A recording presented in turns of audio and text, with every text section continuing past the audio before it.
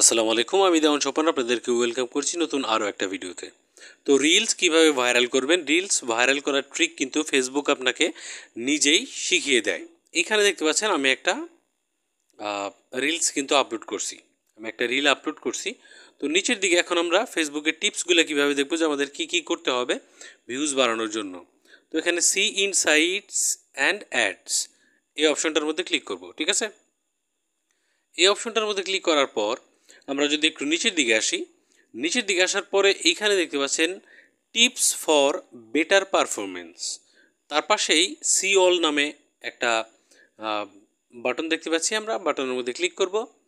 তো এই বাটনের মধ্যে ক্লিক করার পরে এইখানে দেখেন ফেসবুক বলতেছে যে স্টেপস ইউ ক্যান টেক নাও, যেমন অ্যাড টু প্লে লিস্ট। আপনি যখন রিলস আপলোড করবেন সেটা একটা প্লে লিস্টে আপনি অ্যাড করে দেবেন। যেমন আমি এখানে ক্লিক করলাম, আপনি এখানে প্লাস এখানে ক্লিক করে আপনি এখানে যে কোনো একটা প্লে লিস্টের নাম লিখে দিতে পারেন, ঠিক আছে।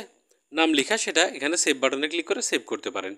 তো এইখানে আমার ক্ষেত্রে দেখতে পাচ্ছেন এখানে কিছু ক্রিয়েট করা আছে, প্লে লিস্ট আমি আগে থেকে ক্রিয়েট করে রাখছি। তো সেখানে আমি যেমন এটা এডুকেশনালের মধ্যে আমি অ্যাড করে দিলাম, ঠিক আছে। তো এটা কিন্তু প্লে লিস্টে অ্যাড হয়ে গেল। এখন দ্বিতীয় নম্বরে যেটা বলছে ফেসবুক সেটা হচ্ছে share your post to a group. আপনি মিনিমাম একটা গ্রুপে আপনার রিলটা শেয়ার করবেন, যে গ্রুপে প্রচুর মেম্বার আছে। ধরেন যে 1 লাখ 2 লাখ গ্রুপের মেম্বার আছে, তো সেখানে প্রচুর মানুষ দৈনিক গ্রুপে ভিজিট করে। তো সেই ক্ষেত্রে আপনি যদি আপনার লিঙ্ক শেয়ার করেন সেখান থেকে কিন্তু অনেক ভিউ পাবেন। তারপরে দেখেন steps to take next time. আপনি পরবর্তী রিল আপলোড করার সময় যে জিনিসগুলো কনসিডার করতে পারেন বা যে জিনিসগুলো অ্যাড করবেন তাহলে আপনার রিল ভাইরাল হবে। ফেসবুক নিজের থেকে বলতেছে সেটা হচ্ছে use emoji in your caption.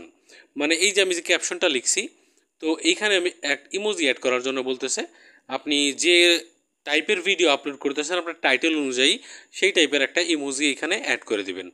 Ask your community to share your content. আপনি ফেসবুক রিল যে তৈরি করবেন, তো সেখানে আপনার রিল শেয়ার করার জন্য অ্যানিমেশন লাগাই দিবেন।